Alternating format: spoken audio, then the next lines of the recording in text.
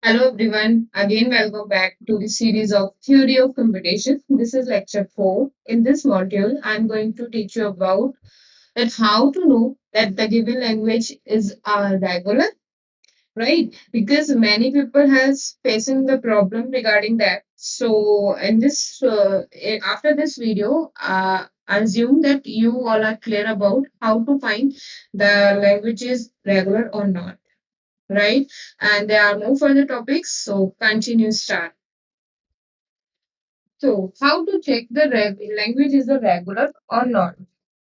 Okay.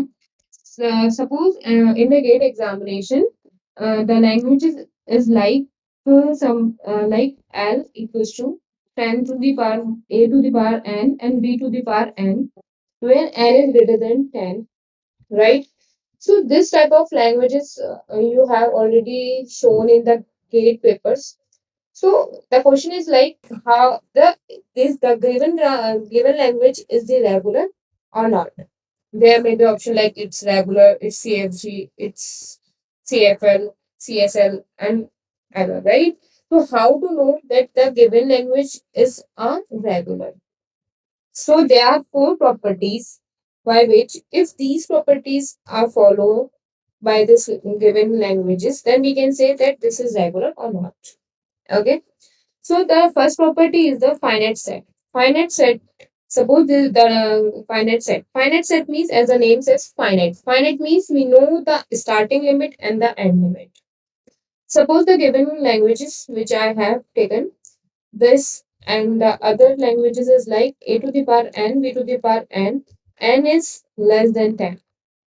Okay. There are two languages, L and this is L2 and this is L1. Both are different, right? Because the limit of n is greater than 10. Here the limit of n is less than 10, right? So in this limit, the range of n should be from n 0 to 9, right? Here the range is from 11 to we don't know. Like this is infinite. Okay. So, if the given languages is finite, means there is a starting limit and the end limit also. So, we say that this is a regular. Okay. But if this is infinite, if this is infinite, then we can't say that this is a regular. There may be chance that it is regular or they will not made their this language is not a regular, right?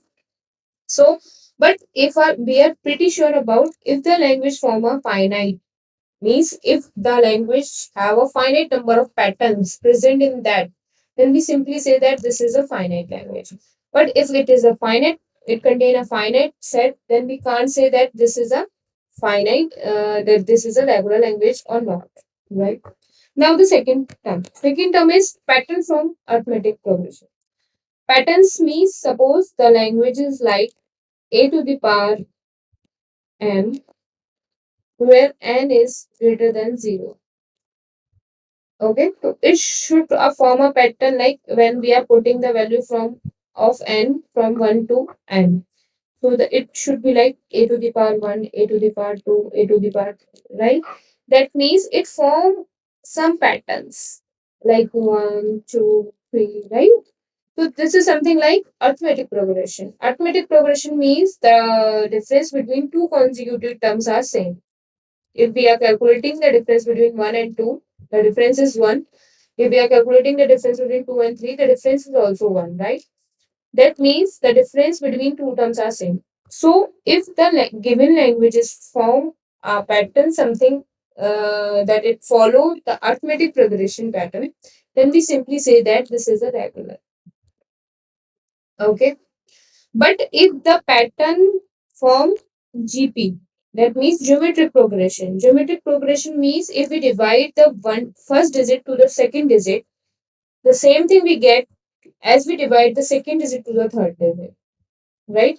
So if it form a GP, then this is not a regular language. Keep it in mind. If the pattern is something like AP, then we surely say that this is a regular. Okay. Now the third property. Third property is no pattern should present. Matlab there is no pattern is present. Something like if we take an example as a to the power p, where p is prime number, where p is prime number, right? The prime number is what is 2, 3, 5, 7. Prime number are the number which is divided by itself or us 1, right? So 1 is not a prime number. Okay, 1 is also not a coprime. So the pattern of this language is like a to the power 2, a to the power 3, a to the power 5, a to the power 7, and many more, right? That means there is no such pattern form, something like is it finite? No. Is it from a arithmetic progression? No. That means this is not a regular languages. This is not a regular language because it does not follow any pattern. Okay, class. Now the fourth one is storage is not needed. Storage is basically like, as I have told you in the time of finite automata, that there is no stack available for storing something. Suppose the languages which I have taken as a to the power n, b to the power n, where n is greater than 10, right? The original means of that language is that we are going to check the equal number of a to the equal number of b, right? Here we are going, what we are doing? We are checking that the equal number of A is equal number of B. That means at the time we come, we have to check it from the previous string. Suppose if we are means what something like what is something like means suppose there is a string, suppose A B B. That means for the A we put this into a stack, A then A. Once B come, we just pop out one by one, right? If there is an empty stack, that means after popping all the A, if there is an empty stack, then we simply say that this is acceptable. That means this string is acceptable, right? But is this a form we check at the time of FA? No. At the time of FA, we simply check it by using regular expression or by making a DF or NFO, right? That means if there is a language which needs some storage, then this is not regular. This is not regular. Okay. That means the simple way we can check it, check as is this is a finite set, if there is a pattern of A, if the no pattern is present, or is there any storage needed or not needed. Okay. So I hope you all are clear about how to check that this is a finite, that this language is a regular or not. Okay. Now, next is a in the further PPTs, I'm also discussing about some numerical related to that. Okay. I'll just make a combined PPT for all the numericals of DFA, NFA, regular expressions. Now, what is closure properties of regular languages? These questions have asked many times in the GATE syllabus. So we attentive at that time. Okay. So what is closure property first? Closure property is basically like suppose we have an integer that is from 1, 2, 3 positive integers, and we take a two sets of that. That means 1, 2 and 3, 4. We say that this is an integer set I1, this is an integer set I2, right? And we perform some operation between them, either union, intersection, or concatenation. Okay, at the time of performing some operation, if the resultant is also belonging to the integer set, means the resultant is also, suppose I am performing union, that means 1, 2, 3, 4. So we know that 1, 2, 3, 4 is an integer set, right? That means if we perform some operation between two given set, which is belongs to the same set, and the resultant also belongs to the same set, then this operation follow the closure property. Closure means close आना, मतलब उसमें उसका जो resultant है वो close है उससे. Okay. The same thing we have tried to make in a regular language. Okay. In the regular language, there are many types of operation, that is union, concatenation, intersection, reference, complement. Okay, we discuss it one by one.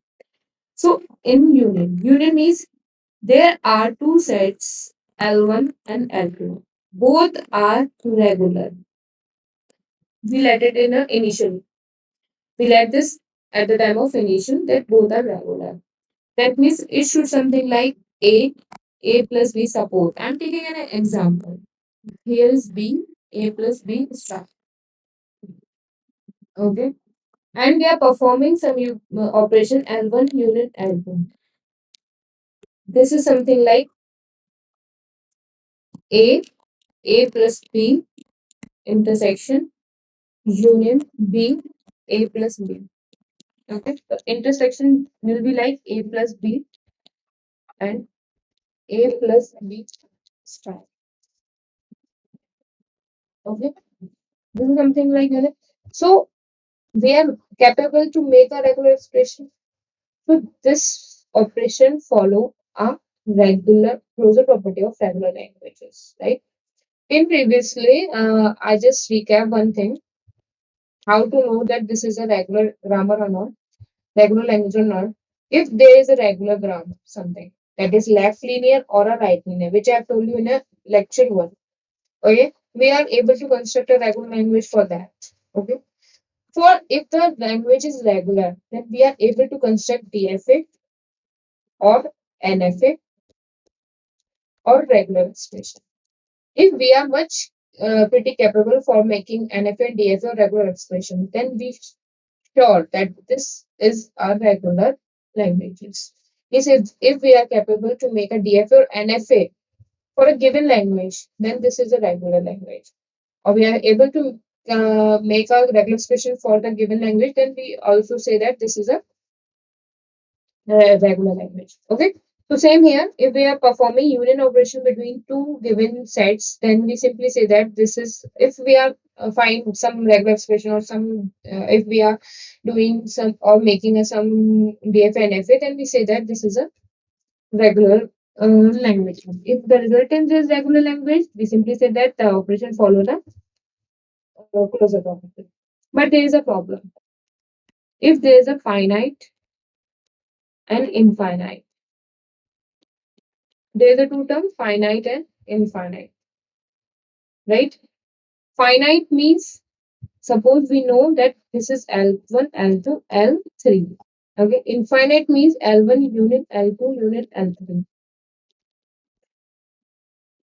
Okay, that means for the finite term, we are pretty much sure that this follow the closure property of regular languages. Okay, but for the infinite terms, we are not sure.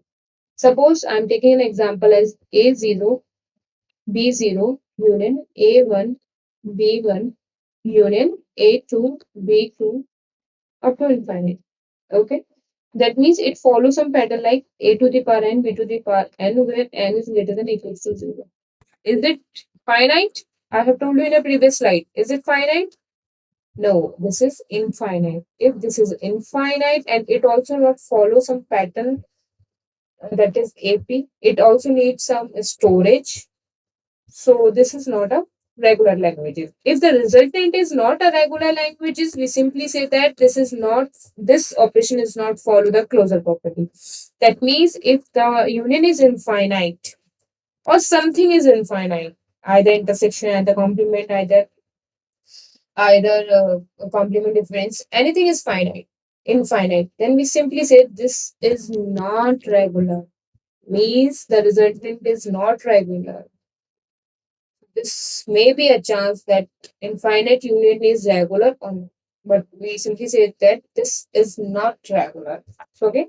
So if there is any infinite term we find, then we can simply say that this is not this operation is not follow the closure property. Right? I hope you all are clear about what is a closure properties. Okay. Now talking about intersection. Now talking about intersection. Okay. Intersection means we take simple to languages, regular languages, both are regular. You just keep this in your mind that both are regular. And we perform some operation L1 intersection L2. Okay. If the resultants belongs to regular, then we say that this operation is follow the closure property. Okay. Suppose I'm taking that L1 is ending, or we say that starting with A, and L2 is starting with B. If we perform the intersection, then we what we found? We found null, or we can say phi. Phi is also a regular. So we simply say that intersection also follow the properties of regular languages. Okay, but the same thing is with intersection also. If it is infinite, we simply say that this is there may be a chance that it is not a regular languages. The resultant is not a regular languages. Okay. So if you are confused about how to know that the language is regular or not regular, just follow the first slide. Finite. If it found something like finite, it found something like pattern from AP, or there's no storage available, then we simply say that this is not a regular. Or the simple way is to try to make a DFA or NFA for that, or regular expression. Okay. So also infinite intersection is not a regular expression. Regular. Okay. Now next. Next is the complement. Complement is also follow the closure property. I told you. And it's also follow the closure property. How? Suppose there is something like B and here is something like A comma B, that is C. This is L. And we have to make a L dash. L dash means the step for calculating the complement is to just to change the initial state as final, and final as fine. Just make initial state as a final, means the state which is not final, make it as a final, and the state which is final, make it as a non-final. That means if we are calculating the null complement for that, that means A, then B, then B, and then C. Okay. So simply we say that we are capable to make a DFA for L complement. So this is our follow the closure property. Okay. Now the difference. Difference means L1 minus L2. Okay. We can also write it like L1 intersection L2 complement. In the difference, what we consider that the thing which is not in the L1, the thing which is left in the L1, we just take it as a final result, right? So complement also follow the regular languages, that means follow the closure property, and intersection also follow the closure property. So both operations are follow the closure property. So simply the difference also follow the closure property. Okay, you can take it as any example um, to solve this. But the main thing is that infinite difference and finite difference. Okay. Now the next is concatenation. Concatenation means suppose there is a two language L1 and L2. L1 is something have a DFA something like A as an initial state A, and B, and suppose A and B, right?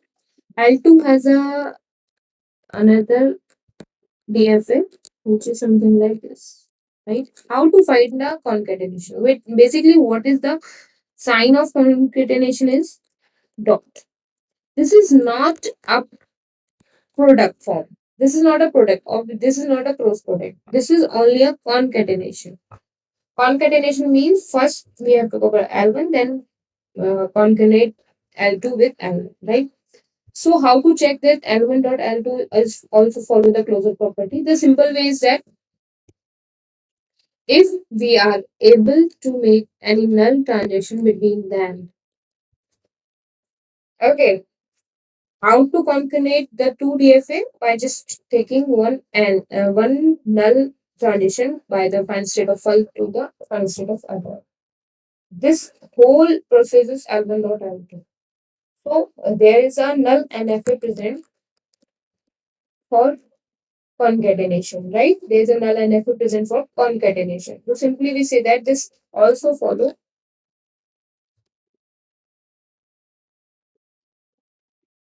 closure property.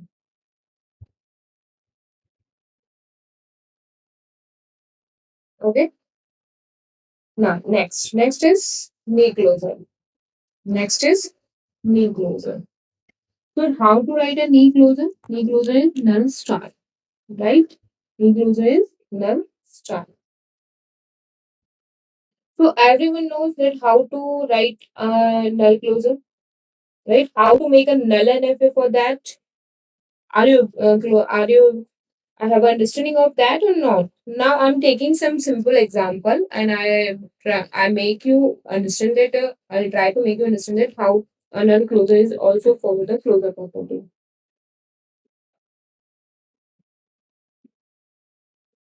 You follow that, right?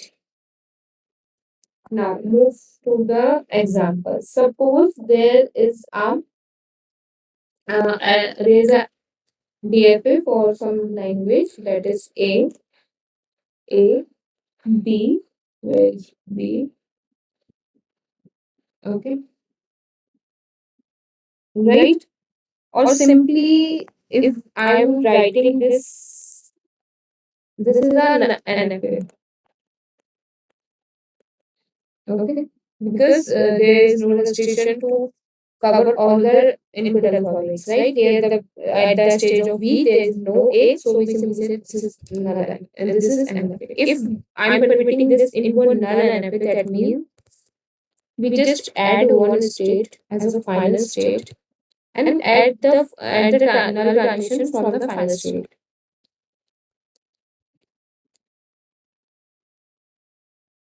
Okay. That means in the previous diagram there is two final state. But if I'm converting this into a null NFA, in null NFA means we just make a new final state and add the final state in the previous diagram with the null and make it as a simple state. Okay. Now calculate the L star. Now calculate the L star. L star simply means we just make some another initial state, okay, and add one more state with null, and the final state is as different from the previous one. Okay, this is why this is null, and the remaining portion will be remain same. B and your weighted C. Okay, the remaining portion will remain the same as previous, but the main difference is to add new initial state and new final state in the null NFA. Okay.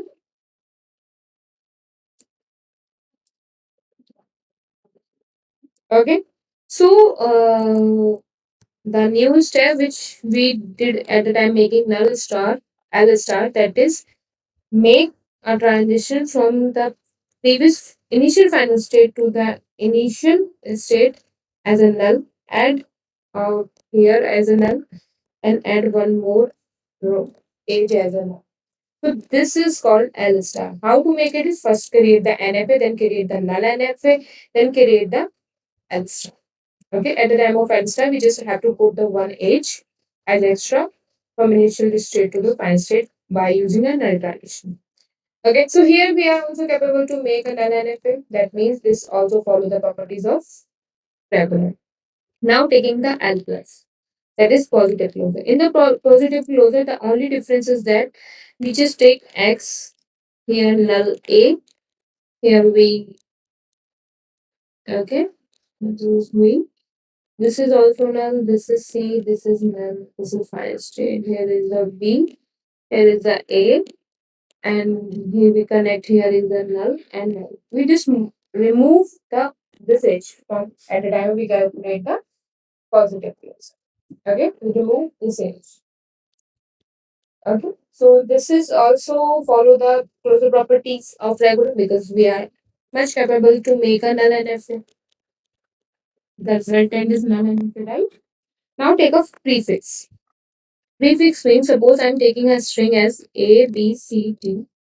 How to calculate the prefix? I have told you in a previous lecture, right? So this is the prefix is null A, B, C. Sorry. This is A, B, A, B, C, and A, B, C, T, right? So we are capable to make a DFA for that, DFA for that, DFA, DFA, DFA, right? So we simply make a DFA for every prefix. So this is also follow the closure properties of regular languages. Now the next one is the reversal. Reversal. In the reversal, the first step is to make initial as final,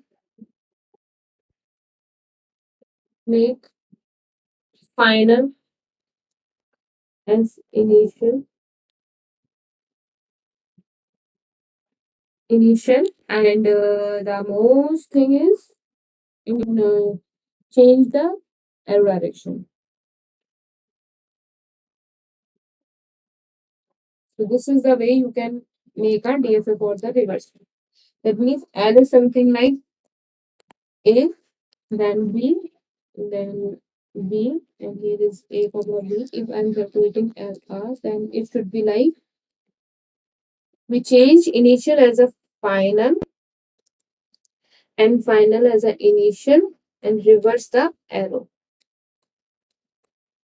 But we can't reverse the A comma B. That means self, right? Self will remain the same. But the only thing is to change initial state as a final, final as an initial, and reverse all the errors. So we are capable to make a DFA, so the resultant is also follow the closure property. That means reversal also follow the closure property. Positive closure and prefix I have told you in the previous slides, right? But there are more other operations are also present. Like I'm talking about union. Yes, union follow the regular expression. Intersection also follow the regular expression. Set difference also follow. Complement also. Intersection with regular languages also follow. This will be covered in the later part. How the intersection with any languages of with the regular languages are regular. Union also follow, right? Left difference, right difference, concatenation, need star, need plus, reversal. Right? These all operations are followed by the regular languages. But the main thing is the subset. Subset is not followed, right? Subset is not following. Basically, subset means subset. How to check the subset? I will discuss it in the decision property. Okay, where you have a great vision about what is subset and why the subset is not follow the regular properties. Okay, so here you all are clear about the closure properties of regular languages. You keep it simple. You keep it in your mind like if there is something infinite, then we have to check that this is a regular or not. But if it is finite, we definitely sure that this is a regular. Okay, so thank you everyone for watching this video. Hope you like this. If you have any problem, you can contact me on a Telegram. If you like this video, just press the hit and subscribe the channel. Thank you.